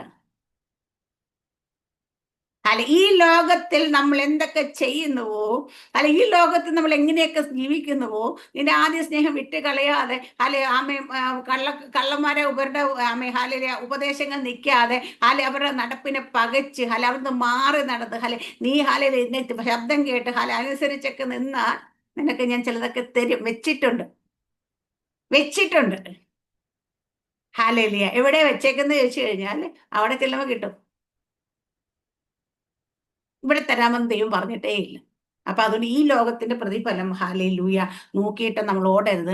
നമുക്ക് തന്നിരിക്കുന്ന അതോറിറ്റി എന്താ തിരിച്ചറിഞ്ഞ ഈ ദിവസങ്ങളിൽ ഹല്ലേലൂയ അനേകരെ മരണത്തിന്റെയും പാതാളത്തെയും താക്കോൽ എന്റെ കൈവശമുണ്ട് കർത്താവ് പറയുന്നെങ്കിൽ ഇന്ന് ഹല്ലേലൂയ ദൈവത്തെ മനുഷ്യൻ തന്നെ നിരപ്പിന്റെ ശുശ്രൂഷ നമ്മുടെ മേലെ ഏൽപ്പിച്ചിട്ടുണ്ട്. നമ്മളെ ഏൽപ്പിച്ച വേല ചെയ്യാതിരിക്കും. ഞാൻ പണ്ട് പറഞ്ഞു ഒരിക്കലും ഇന്നപ്പോ ദൈവാത്മാന്റെ ഉള്ളിലേക്ക് തന്ന ചിന്ത നമ്മൾക്ക് ദൈവം തന്ന ചെറുതാകട്ടെ വലുതാകട്ടെ എനിക്ക് അങ്ങ് എല്ലാ കൃപാവരങ്ങളും അങ്ങ് വന്നില്ല, അതുകൊണ്ട് ഞാൻ ശുശ്രൂഷയ്ക്ക് ഇറങ്ങുന്നില്ല. നിനക്ക് പ്രാർത്ഥിക്കാൻ ഒരു കൃപാവരം തന്നിട്ട് ദൈവം അത് പ്രാർത്ഥിക്കുക. ഹാലേലിയ. നിനക്ക് ഒരു വചനം ഒരാളോട് യേശു നിന്നെ സ്നേഹിക്കുന്നു പറയാൻ കഴിയുന്നെങ്കിൽ അത് കാരണം വെച്ചാൽ നീ ഇത് പറയാതിരിക്കുമ്പോൾ ഇൻഡയറക്റ്റ് ആയിട്ട് നീ പിശാചിനെ സഹായിക്കുമോ? നിന്റെ മേലെ ദൈവം ഏൽപ്പിച്ചിരിക്കുന്ന ചില ആത്മാക്കളെയൊക്കെ വിടുവിക്കാൻ നമ്മളെ തന്നെ ദൈവം കണ്ടേക്കുന്നത്. അവര് പലപ്പോഴും ഇരുന്ന് നിലവിളിച്ചോണ്ട് ആത്മാവ് നിലവിളിച്ചോണ്ടിരിക്കുന്നത് നമ്മൾ ചെല്ലുന്നില്ല, നമ്മൾ പറയുന്നില്ല, നമ്മൾ ദൈവത്തിന്റെ രാജ്യത്തിലേക്ക് നടത്തുന്നില്ല, വെളിച്ചത്തിലേക്ക് നടത്തുന്നില്ല. ഇരുട്ടിന്റെ അധികാരത്തിലേക്ക് പോകാൻ വേണ്ടി. അപ്പം മരണത്തിന്റെ പാതാളത്താക്കോൽ എന്റെ കൈവശം കർത്താവ് പറയുന്നെങ്കിൽ അതുപോലെ തന്നെ ഒരാളെ മരണത്തിലേക്ക് വിടണം, ജീവനിലേക്ക് വിടണോന്നുള്ള ശുശ്രൂഷ നമ്മുടെ മേലും കിടക്കുക. ചിലപ്പോൾ നമ്മുടെ ഒരു വാക്കാരും പല ദേവദാസന്മാരും പറഞ്ഞ് ഞാൻ കേട്ടിട്ടുള്ള അനുഭവം. ചിലത് ഒന്ന് രണ്ട് പേര് സാക്ഷ്യം പോലെ അവർ പറഞ്ഞേക്കുന്ന ഒരാൾ എന്നോട് പറഞ്ഞു, അവര് റൂമിൽ എവിടെ ഒരു ഹോട്ടലിൽ റൂമിൽ എന്തോ താമസിക്കുന്ന സമയത്ത് രാത്രി 12 മണിയൊക്കെപ്പോൾ ദൈവത്തിന് ഞാൻ പെട്ടെന്ന് പറഞ്ഞു അപ്പുറത്തെ റൂമിൽ പോയിട്ട് അവരെ വിളിക്കാൻ പറഞ്ഞു. പാസ്റ്റർ ചോദിച്ചു, ഇപ്പൊ 12 മണിയായില്ലേ ദൈവം, ഈ സമയത്തൊക്കെ എങ്ങനെയാ പോയി വിളിക്കുക? നേരം വിളിക്കട്ടെ അവരോട് സംസാരിക്കും. നേരം വിളിച്ചപ്പോഴേ അവര് ആത്മഹത്യ ചെയ്തു കഴിഞ്ഞു. ഹാലലിയ. പക്ഷേ ആ പറഞ്ഞ സമയത്ത് ദൈവ ശബ്ദം കേട്ട സമയത്ത് ചെന്ന് ഹാലലിയ ആ ഡോറിനൊന്ന് മുട്ടിയെങ്കിൽ, അവരോടൊന്ന് സംസാരിച്ചെങ്കിൽ ആ ജീവൻ എവിടെയാ പാതാളത്തിലേക്ക് പോകാതെ നടത്താൻ പറ്റിയനായിരുന്നു. നമ്മുടെ ഒരു വാക്കായിരിക്കും അവരെ ജീവിപ്പിക്കുന്നത്. ഹാലലിയ. ചിലര് അതുപോലെ പോയി പറഞ്ഞ അനുഭവങ്ങൾ എന്നോട് ഷെയർ ചെയ്തിട്ടുണ്ട്. അവർ പോയപ്പോഴത്തെ ഇവര് ആത്മഹത്യ ചെയ്യാൻ റെഡി ആയിരുന്നത്. നമുക്ക് ആ ബാബു തോമസ് എന്ന് പറഞ്ഞ പുള്ളിക്കാരന്റെ സാക്ഷി അറിയാം. 2 കുഞ്ഞുങ്ങളുമായിട്ട് ആത്മഹത്യ ചെയ്യാനായിട്ട് വിഷം എടുത്ത് വെച്ചോണ്ടിരിക്കുമ്പോഴാ തമിഴ്നാട്ടിൽ നിന്ന് എങ്ങാണ്ടുള്ള ഒരു ദേവദാസം വന്ന് കൊണ്ട് ഓർമ്മ മുട്ടിയത്. ഹാലലിയ. അപ്പൊ ഇതാ പറയുന്നത് നമ്മുടെ കയ്യിലും ഉണ്ട് ഇത്. അതോർച്ച് നമുക്കും ഉണ്ട്. ഒരാള് മരണത്തിലേക്ക് വിടണോ ജീവനിലേക്ക് വിടണോ എന്ന് നമ്മളെ ദൈവം ഏൽപ്പിച്ചിട്ടുണ്ട്. ഇവിടെ ഓരോ വാക്യം എടുത്ത് പഠിക്കുമ്പോൾ യേശു കർത്താവിനെ ഇവിടെ റെപ്രസെന്റ് ചെയ്തിരിക്കുന്ന അതോറിറ്റിയൊക്കെ നമുക്ക് ദൈവം തന്നേക്കുന്നു. പക്ഷെ നമ്മളാരും ഉപയോഗിക്കുന്നില്ല എന്നുള്ള സത്യം. ഞാൻ പറയാം, ട്രിവാൻഡ്രത്ത് ഒരു ഓട്ടോറിക്ഷക്കാരുണ്ട്, അയാൾക്ക് വിദ്യാഭ്യാസമില്ല. അധികമൊന്നും അറിയത്തില്ല. പക്ഷെ അയാളുടെ ഓട്ടോയിൽ കയറുന്ന എല്ലാവരോടും അയാൾ പറയുന്ന ഒരു വാക്കുണ്ട്, യേശു നിന്നെ സ്നേഹിക്കുന്നു, യേശു നിങ്ങളെ സ്നേഹിക്കുന്നു. യേശുവിന്റെ സ്നേഹത്തെക്കുറിച്ച് പറയാറുണ്ട് അനേകർ ഹാലയിൽ. എന്നിട്ട് പുള്ളി അവർക്ക് പ്രാർത്ഥിക്കണമെന്നോ അല്ലെങ്കിൽ ഇത് കാരണം വെച്ചാൽ പുള്ളി ഏത് ഒരു സഭയിലേക്ക് കൊണ്ടുവന്ന് ആക്കും അവരെ ഓട്ടോറിക്ഷയെ കയറ്റിയിട്ട്. ഹാലലിയ. ആരോടെങ്കിലും സുവിശേഷം പുള്ളി പറഞ്ഞ പുള്ളി ഇത്രേ പറയത്തെ, യേശുവിന്റെ സ്നേഹം പുള്ളി പറയും. പോണോന്ന് പറഞ്ഞാൽ അവർ പുള്ളിയുടെ ഓട്ടോറിക്ഷയെ കയറ്റി പുള്ളി നേരെ ചർച്ചിൽ കൊണ്ടുവന്ന് ദൈവദാസന്മാരെ സുവിശേഷം പറയാൻ കഴിയുന്നവരുടെ മുമ്പിൽ കൊണ്ട് എത്തിച്ചു കൊടുക്കും. ഹാലലിയ. അനേകര് അതുവഴി രക്ഷയിലേക്ക് വന്നിട്ടുണ്ടെന്ന് പറയും. അപ്പം വായിൽ തുറന്ന് സംസാരിക്കാനും വചനം വായിക്കാനും അത് പറഞ്ഞു കൊടുക്കാനും പഠിപ്പിക്കാനും ഒക്കെ അതോറിറ്റി അല്ലെങ്കിൽ ദൈവം കൃപ തന്നിരിക്കുന്ന നമ്മൾ ഓരോരുത്തരും ചെയ്യാതിരിക്കുമ്പോഴും ഹല്ലേലൂയ. നമ്മൾ ഓരോരുത്തരും നമ്മുടെ വായിൽ നിന്ന് ചിലപ്പോൾ ഒരു വാക്കായിരിക്കും ഒരാളെ രക്ഷയിലേക്ക് നടത്തുന്നത്. ഹല്ലേലൂയ. പാതാളത്തിലേക്ക് പോണോ സ്വർഗത്തിലേക്ക് പോണോ തീരുമാനിക്കുന്ന നമ്മുടെ വായിൽ തന്ന വാക്ക്, നമ്മൾ പറയുന്ന ഒരു വാക്കായിരിക്കും. ചിലപ്പോൾ ദൈവം നമുക്കൊരു കൃപ തന്നിട്ടുണ്ട്. മറ്റുള്ളവർ പറഞ്ഞാൽ സുവിശേഷം കേൾക്കാത്തവരുടെ മുമ്പിൽ ചിലപ്പോൾ നമ്മൾ പറയുന്നൊരു വാക്ക് അവരുടെ ഹൃദയത്തിൽ തൊടും. ഹാലലിയ. ഇത് പറയാതിരിക്കുമ്പോൾ അങ്ങോട്ട് പോകണം ഇങ്ങോട്ട് പോകണം. അതുപോലെ നമ്മൾ ഓരോ സ്ഥലത്ത് ചെല്ലുമ്പോൾ ഹാലലിയ, ദേശം എത്ര ഹാലലിയ മരണപരമായ ദേശമാകട്ടെ, ഗർഭനാശമുള്ള ദേശമാകട്ടെ, പക്ഷെ നിന്റെ മേലുള്ള അതോറിറ്റി എന്താണെന്നറിയണം. ഏലീശായുടെ അവർ പറയുന്നത് ഇത് ഇവിടത്തെ പട്ടണം നല്ലതാ, ഇരിപ്പൊക്കെ നല്ലതാ, പക്ഷെ ഇവിടെ ഒരു കുഴപ്പമുണ്ട്. വെള്ളം എന്താ മരണകരമായ ഗർഭനാശം ഉണ്ടാക്കുന്ന സ്ഥലം. ഏലീശ പറഞ്ഞു, അയ്യോ എന്നാ പിന്നെ എനിക്കൊന്നും ചെയ്യാൻ പറ്റത്തില്ല. പറഞ്ഞ് തലയുണ്ട് ഉപ്പെടുക്ക് പ്രാർത്ഥിച്ചിട്ട് എന്താ ജീവന്റെ ഹാലയില് അതോറിറ്റി കയ്യിലുണ്ട്. ഈ അതോറിറ്റിയെ നമ്മൾ തിരിച്ചറിയണം ഈ ദിവസങ്ങളിൽ. ഹാലേലിയ. നമ്മൾ കാല് വെക്കുമ്പോൾ ഹാലേലിയ, അത് എത്ര പൈശാചിക കോട്ടകളാണെങ്കിലും അത് തകർന്നു മാറും. അതുകൊണ്ടാണ് നമ്മൾ ചില സ്ഥലത്തേക്കൊക്കെ നമ്മൾ പോകുമ്പോൾ എത്ര തടസ്സം വരുമെന്നറിയാമോ? കാരണം ഭയങ്കര തടസ്സമായിരിക്കും. നമ്മളെ അങ്ങോട്ട് എത്തിക്കാതിരിക്കാൻ ഭയങ്കര തടസ്സമായിരിക്കും. നമ്മൾ ചിലപ്പോൾ ആ തടസ്സം കണ്ടിട്ട് മാറിയിരിക്കാൻ ശ്രമിക്കും. പക്ഷെ അല്ല, തടസ്സം വന്നാൽ നീ വീണ്ടും പോകും. കാരണം വെച്ചാൽ നിന്നെ ഭയപ്പെടുന്നതുകൊണ്ടാണ് നിന്നെ തടസ്സപ്പെടുത്താൻ നോക്കുന്നത്. നീ ചെല്ലുന്നത് അവിടേക്ക് ചെല്ലുന്നത് പൈശാചികമണ്ഡലം പേടിക്കുന്നത് കൊണ്ടാണ്. അതുകൊണ്ട് നമ്മുടെ കാലം അവിടെ ചവിട്ടുമ്പോൾ ആ ദേശം വിടുവിക്കപ്പെടുമെങ്കിൽ നമ്മുടെ കാലിൽ ചവിട്ടുക തന്നെ വേണം. നമ്മുടെ മേൽ കിടക്കുക. നമുക്ക് ദൈവം നമുക്കിന്റെ മേൽ ഒരു ശുശ്രൂഷയുടെ ഒരു കുപ്പായം നമ്മൾ ഇടിയിച്ചിട്ടുണ്ട്. അതിന്മേൽ ചില അതോറിറ്റീസ് ഉണ്ട്. ഇത് നമ്മൾ കാണുന്നതിൽ പൈശാചി മണ്ഡലം ഇത് കാണും. അതുകൊണ്ട് നമ്മൾ ആരെന്ന് ഈ ദിവസങ്ങളിൽ തിരിച്ചറിയണം. ഞാൻ പറയാം, എനിക്ക് വെളിപ്പാട് പുസ്തകം കുറെ ദിവസമായിട്ട് എന്റെ മനസ്സിൽ ഇങ്ങനെ വെളിപ്പാട് പുസ്തകത്തിലൂടെ കുറച്ച് ചിന്തിക്കണം. അപ്പോഴാണ് ഞാനിങ്ങനെ ഒരു ദൈവദാസൻ പറയുന്നത് കേട്ടു, ഇന്നത്തെ പ്രസംഗങ്ങൾ നിത്യതയെ ഫോക്കസ് ചെയ്യുന്ന അല്ല എന്ന്. അദ്ദേഹം ഫിലിപ്പിലേനന്ത് എടുത്ത പ്രസംഗം പക്ഷെ കേട്ടില്ല, അത്രയും മാത്രമേ കേട്ടുള്ളൂ. ഹെഡിങ് മാത്രം. അപ്പൊ ഇന്നത്തെ പ്രസംഗങ്ങളൊന്നും നിത്യതയെ ഫോക്കസ് ചെയ്യുന്നില്ല, ഈ ലോകത്തെ ഫോക്കസ്. അപ്പൊ എന്റെ മനസ്സിൽ പെട്ടെന്ന് വീണ്ടും വെളിപ്പാട് പുസ്തകത്തിലെ കാര്യങ്ങൾ. പക്ഷെ ഞാനത് ഒരിക്കലും ഉറപ്പ് നമ്മൾ ഇത് പഠിക്കുമെന്ന് പറയുന്ന കാര്യം അങ്ങനെ പറഞ്ഞു കഴിഞ്ഞാൽ പഠിപ്പിക്കാതിരിക്കാനും ആൾക്കാർ കയറാതിരിക്കാനും എല്ലാം പിശാച് ശ്രമിക്കുന്നുണ്ട്. ഒന്നും വേണ്ട. ഇന്നലെ നമ്മൾ പറഞ്ഞു, ഇന്ന് രണ്ടാമത്തെ ദിവസം നമ്മൾ പറഞ്ഞു, നാളെയും പറയാം. ദൈവം കൃപ തന്നെ നമുക്ക് പറയാം. ഇതിലേത് ചിന്തിക്കാം. ഇത് വെളിപ്പാട് പുസ്തകം എനിക്ക് വലുതായിട്ട് പഠിപ്പിക്കാൻ വലിയ ജ്ഞാനം ബുദ്ധിയൊന്നുമില്ല. ദൈവാത്മ തരുന്ന എന്തെങ്കിലും അനുസരിച്ച് പറയത്തുള്ളൂ. അതുപോലെ പഠിപ്പിക്കാൻ അതോറിറ്റികൾ ആരെങ്കിലും ഉണ്ടെങ്കിൽ അവർക്കും വന്ന് ക്ലാസ് എടുക്കാൻ കേട്ടോ. എവിടെയെങ്കിലും ഏത് ഭാഗം നമുക്ക് വേണ്ടി പറയണമെങ്കിൽ പഠിപ്പിക്കണമെങ്കിൽ ഏറ്റവും കൂടുതൽ നമ്മൾ കേൾക്കാനും പഠിക്കാനും ആഗ്രഹിക്കേണ്ട ഈ ദിവസങ്ങളിൽ വെളിപ്പാട് പുസ്തകമായിരിക്കണം. അല്ലെങ്കിൽ ഇത് ഇടയ്ക്കിടയ്ക്ക് ഒന്ന് വായിക്കുമ്പോൾ തന്നെ നമ്മുടെ ഉള്ളിൽ അയ്യോ, ഞാൻ എൻ്റെ ആദ്യ സ്നേഹം കുറഞ്ഞു പോയല്ലോ, ഞാൻ ഇവിടെ ഇച്ചിരി തെറ്റിപ്പോയല്ലോ എന്ന് നമുക്ക് തോന്നണം. ആരും എക്സ്പ്ലെയിൻ ചെയ്ത് തരാതെ വെളിപ്പാട് പുസ്തകം വായിച്ച് നമുക്ക് ഭയം തോന്നത്തില്ലേ? തോന്നും. എനിക്ക് തോന്നാറുണ്ട് കാണാൻ. അതുകൊണ്ട് നിങ്ങൾ വായിക്കണം. വായിക്കുക, ഒരു ചാപ്റ്ററെങ്കിലും വായിക്കുക. ഈ ദിവസങ്ങൾ അല്ലെങ്കിൽ പഠിക്കാനായിട്ട് ശ്രമിക്കുക. നമ്മുടെ എല്ലാവരുടെയും ലക്ഷ്യം ഈ ലോകത്തിൽ കിട്ടുന്നതിനെ കുറിച്ച് ആയിരിക്കില്ലേ. ഈ ലോകത്ത് വേണ്ടതെല്ലാം ചോദിക്കാതെ ദൈവം തന്നിട്ട് എന്താ എഫെസ്യസിനകത്ത് എന്താ പറയുന്നത്? എല്ലാ സ്വർഗത്തിലെ എല്ലാ അനുഗ്രഹത്താലും ആത്മീക അനുഗ്രഹത്താലും യേശുക്രിസ്തുവിൽ നമ്മളെ അനുഗ്രഹിച്ചിരിക്കുന്നു. ഇനി അനുഗ്രഹിക്കുന്നു. ആത്മീയ എന്ന് വെച്ചാൽ നമ്മുടെ ആത്മമനുഷ്യൻ നമ്മൾ ഇരിക്കുമ്പോൾ നമ്മുടെ ഭൗതിക ജീവിതത്തിൽ വെളിപ്പെടേണ്ട സ്ഥലങ്ങളിലെല്ലാം അത് വെളിപ്പെട്ടോളും. മുമ്പേ അവന്റെ രാജ്യനീതി അന്വേഷിക്കാൻ ദൈവം പറഞ്ഞേക്കുന്നത്. തന്നെ സ്നേഹിക്കുന്നവർക്ക് നിർണയപ്രകാരം വിളിക്കപ്പെട്ട സകലം നന്മ. അല്ലെങ്കിൽ ദൈവത്തെ സ്നേഹിക്കുന്നവർക്ക് ഒരിക്കലും ഒരു കണ്ണ് കണ്ടിട്ട് ഒരു കാത് കേട്ട് ഒരു ഹൃദയത്തിൽ തോന്നിയിട്ടില്ല. എന്ന് പറഞ്ഞാൽ നമ്മൾ ദൈവത്തെ സ്നേഹിക്കും, ദൈവത്തിന് വേണ്ടി നിൽക്കും, നമ്മുടെ കാര്യം ദൈവം നോക്കിക്കോളൂന്നേ. നിങ്ങൾ ആരോടും പോയിട്ട് എന്നെ ഒന്ന് സഹായിക്കണമേ എന്ന് പറയണ്ട. എനിക്ക് എൻ്റെ ജീവിതത്തിന്റെ അനുഭവം കൊണ്ട് തന്നെ ഞാൻ പറഞ്ഞു നമ്മുടെ ജീവിതത്തിൽ ഹാലേലുയ ആമേൻ ദൈവം ഹാലേലുയ നമുക്ക് വേണ്ടിയിട്ട് തക്ക സമയത്ത് ഇടപെടേണ്ടവർ ഇടപെട്ട് ഹാലേലുയ ആമേൻ പ്രവർത്തിക്കേണ്ടവരുടെ പ്രവർത്തിക്കും കാരണം എന്താ വെച്ചാൽ നമ്മൾ നിൽക്കുന്ന ദൈവത്തിൽ വിശ്വസിച്ച് ദൈവത്തിന് വേണ്ടി നിൽക്കുകയാണെങ്കിൽ നമ്മുടെ കാര്യം ദൈവം തന്നെ നോക്കിക്കോളും.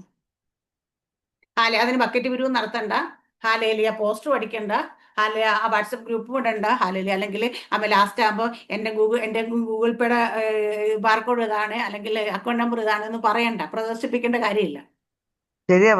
ശരിയാ. അല്ലെങ്കിൽ എനിക്ക് ഇത്രയും രൂപയുടെ ആവശ്യമുണ്ട്, നിങ്ങൾക്കൊന്ന് പ്രാർത്ഥിക്കണം, അങ്ങനെ പറയുകയും വേണ്ട, അങ്ങനെ പറയുകയും വേണ്ട. അപ്പൊ നമുക്ക് ഇതിന്റെ ആവശ്യകതയില്ല. കാരണം ദൈവത്തിന് വേണ്ടി നിൽക്കുകയാണെങ്കിൽ ദൈവം നമ്മുടെ കാര്യം. അപ്പൊ അതുകൊണ്ട് നമ്മളെ ദൈവം ഏൽപ്പിച്ചത് നമ്മൾ ചെയ്യാനായിട്ട് ശ്രമിച്ചാൽ മാത്രമേ ഈ ദിവസങ്ങളിൽ നിങ്ങളുടെയൊക്കെ ആമയും ഈ വചനം നമ്മൾ മാത്രമല്ല അനേകർ കേൾക്കുന്നവരെ നമ്മുടെയൊക്കെ വിശ്വാസം ഒന്ന് എവിടെ ആയിരിക്കണമെന്ന് വെച്ചാൽ നമ്മുടെ കണ്ണ് ഉയരത്തിലേക്ക് മാത്രമേ നോക്കാവുള്ളൂ. നമ്മുടെ വിശ്വാസം ദൈവത്തിൽ മാത്രമായിരിക്കും നമ്മുടെ വിശ്വാസം, നമ്മുടെ പ്രത്യാശ. മറ്റു ഭൂമിയിലുള്ള ആര് നമ്മളെ സഹായിക്കാന്ന് പറഞ്ഞാലും, ആര് നമ്മളെ കരുതുമെന്ന് പറഞ്ഞാലും, ഞാൻ ഒരിക്കലും നിങ്ങളെന്ന് വിട്ടുപോ അല്ലെങ്കിൽ മരണം വരെ നമ്മൾ നോക്കുമെന്ന് പറഞ്ഞാൽ ആരും നമ്മുടെ കൂടെ ഇല്ലെങ്കിലും ഈ പറഞ്ഞ വാക്കുകളൊന്നും നമ്മുടെ കൂടെ നിന്നില്ലെങ്കിലും സർവശക്തി ദൈവം നമ്മൾ ഓരോ നാളും കൈവിടത്തില്ല. നിങ്ങളെ ഞാൻ അപ്പൊ അതുകൊണ്ട് ഈ ലോകത്തെക്കുറിച്ച് നമ്മൾ ചിന്തിക്കേ വേണ്ട. നമ്മൾ ഉയരത്തിലുള്ള തന്നെ ചിന്തിപ്പിൻ. അത് ചിന്തിച്ചു കഴിഞ്ഞാൽ നിത്യതയെക്കുറിച്ച് ഫോക്കസ് ചെയ്യുക. നമ്മുടെ ലക്ഷ്യം എപ്പോഴും ഇവിടെയൊക്കെ എന്തൊക്കെ സംഭവിച്ചാലും കുഴപ്പമില്ല, എനിക്ക് എന്തായാലും കർത്താവിന്റെ കാഹള ശബ്ദം കേട്ടപ്പോൾ ഇതായിരിക്കും നമ്മുടെ ഫോക്കസ്. ഇതായിരിക്കും നമ്മുടെ ചിന്ത. അതുകൊണ്ട് ഇത്തിരിയൊക്കെ ഇവിടെ കുറവ് വന്നാൽ അങ്ങോട്ട് ക്ഷമിച്ചേക്ക്. എനിക്ക് അവിടെ ചെല്ലുമ്പോൾ ഇച്ചിരി വലുതൊക്കെ ലഭിക്കാൻ വേണ്ടിയിട്ടാണ്. കാരണം ഇവിടുത്തെ നമ്മൾ എത്ര കൂട്ടി വെച്ചാലും, എത്ര ബാങ്ക് ബാലൻസ് ആയാലും, എത്ര സമ്പാദിച്ചുകൂടി ഇതൊന്നും അങ്ങോട്ട് കൊണ്ടുപോകാൻ പറ്റത്തില്ല. നമുക്ക് അങ്ങോട്ട് കൊണ്ടുപോകാൻ പറ്റുന്ന കാര്യം നമ്മൾ ദൈവരാജ്യത്തിന് വേണ്ടി എന്ത് നേടിയോ ഇത് മാത്രമേ നമ്മുടെ കൂടെ ഉണ്ടാകത്തുള്ളൂ. അതുകൊണ്ട് ഈ ദിവസങ്ങളിൽ നമ്മൾ ഓരോരുത്തർ സംസാരിക്കും. നമുക്ക് ഈ ലോകത്തിലെ മരണമല്ല, അതിനപ്പുറത്തൊരു മരണം നിപ്പുണ്ട്. അത് മരണത്തിലേക്ക് പോകണം, ജീവനിലേക്ക് പോകണമെന്ന് നമ്മുടെ ജീവിതം കൊണ്ട് നമ്മൾ നേടിയെടുക്കേണ്ടത് തന്നെയാണ്. കൃപയാൽ നമ്മൾ രക്ഷിക്കപ്പെട്ടു. പക്ഷെ കൃപയാൽ നമ്മൾ നിത്യജീവൻ പ്രാപിക്കത്തില്ല. രക്ഷ സൗജന്യമാണെങ്കിൽ നമ്മുടെ രൂപാന്തരം സൗജന്യമല്ല. അത് നമ്മൾ തന്നെ വിചാരിക്കണം. നമ്മൾ ഓരോ ദിവസവും ദൈവത്തിന്റെ വചനത്തിനനുസരിച്ച് നമ്മുടെ ജീവിതത്തെ ക്രമപ്പെടുത്തുകയാണെങ്കിൽ നമ്മൾ ജീവിതത്തെ ക്രമീകരിച്ചാൽ മാത്രമേ നമുക്ക് അവിടേക്ക് ചെല്ലത്തുള്ളൂ. അതുകൊണ്ട് നമുക്ക് ഈ ലോകത്തിൽ എന്തെങ്കിലുമൊക്കെ ഒന്ന് കുറഞ്ഞാലും യുഗായുഗങ്ങളോളം കർത്താവിനൊപ്പം വാഴുവാനുള്ള ആ സന്തോഷം നമ്മൾ കളയരുത്. അതിനുവേണ്ടി നമുക്ക് ഈ ദിവസങ്ങളിൽ പ്രത്യേകിച്ച് നമ്മുടെ കുഞ്ഞുങ്ങളൊക്കെ നമ്മൾ പറയണം. കുഞ്ഞുങ്ങളോടൊക്കെ ഉപദേശിച്ചു കൊടുക്കണം. നമ്മൾ ഇവിടെ ഈ ലോകത്തിന്റെ മോഹം കൊണ്ട് പോകുന്നതിനെ കുറിച്ച് ഓരോ കുഞ്ഞുങ്ങളിപ്പോ പോകുന്ന വഴിയൊക്കെ കണ്ട് നമുക്ക് ഭയം തോന്നും. അതൊന്നും നമ്മുടെ തലമുറകളുടെ ജീവിതത്തിൽ ഉണ്ടായിരിക്കും. നമ്മൾ പ്രാർത്ഥിക്കാം, അവരെ വഴി നടത്താം. ഈ വചനത്തെ എല്ലാവരും അനുഗ്രഹിക്കും മറകട്ടെ. നമ്മുടെയൊക്കെ ജീവിതത്തിൽ ഈ ദിവസങ്ങളിൽ കൂടുതൽ സമയം നമ്മൾ മരണത്തിന് ശേഷം നിത്യതയെ കുറിച്ച് ചിന്തിക്കാനായിട്ട് അല്പസമയം കണ്ടെത്തണം. കഴിഞ്ഞ സാരോ ചോദിക്കുന്നുണ്ട്, ദൈവമേ നിനക്ക് എന്നെ കുറിച്ചുള്ള ആഗ്രഹം എന്താ നിങ്ങൾ ആരെങ്കിലും ചോദിക്കാറുണ്ടോ? ഞാൻ ചോദിക്കാറുണ്ട്. ഞാൻ ദൈവത്തിന് കർത്താവേ നിന്റെ ഹിതം എന്താന്ന് പറ, എന്നെ കുറിച്ചുള്ള എന്താ. എനിക്ക് ഒത്തിരി ആഗ്രഹങ്ങളൊക്കെ ഉണ്ട് കേട്ടോ എൻ്റെ ജീവിതത്തിൽ. പക്ഷെ ഈ ആഗ്രഹങ്ങളൊക്കെ ഞാനങ്ങ് സൈഡ് മാറ്റി വെക്കും. ദൈവത്തിന്റെ ആഗ്രഹങ്ങൾ നമ്മളോട് അറിയിക്കുന്നു. നമുക്ക് ദൈവത്തിന്റെ ഹിതം എന്താന്ന് തിരിച്ചറിയാൻ വേണ്ടിയിട്ട് നമ്മൾ ഓരോ ദിവസം ദൈവത്തോട് ചോദിക്കണം, എന്നെ കുറിച്ചുള്ള പ്ലാൻ എന്താ, എന്നെ കുറിച്ചുള്ള പദ്ധതി എന്താ, എന്നെ കുറിച്ചുള്ള ആഗ്രഹം എന്താ. ഇത് നമ്മൾ കേൾക്കണം. നമ്മൾ ചോദിച്ചാൽ ദൈവം നമ്മളോട് സംസാരിക്കും. അതിന് ഒരു പ്രവാചകന്റെ അടുക്കലേക്ക് പോകേണ്ട ആവശ്യമില്ല. ഒരാളോടും ആലോചിക്കാൻ പോകേണ്ട കാര്യമില്ല. നമ്മൾ ചോദിച്ചു നമ്മളോട് സംസാരിക്കുന്ന ദൈവം നമ്മുടെ ദൈവം. ഈ ദിവസം നിങ്ങൾ എല്ലാ ദിവസവും ചെയ്യും, കർത്താവേ എന്നെ കുറിച്ചുള്ള പദ്ധതി എന്താ, എന്നെ കുറിച്ച് നിന്റെ ആഗ്രഹം എന്താ. അതിനനുസരിച്ച് എനിക്ക് എന്നെ ഒന്ന് ക്രമപ്പെടുത്താനായിട്ട് എന്നെ സഹായിക്കണമേ എന്ന്. നമുക്ക് ദൈവത്തിന്റെ ആഗ്രഹത്തിനനുസരിച്ച് മുൻപോട്ട് പോവാം. ഇവരെ എല്ലാവരും അനുഗ്രഹിക്കട്ടെ. ആമേൻ. സ്തോത്രം. God bless you.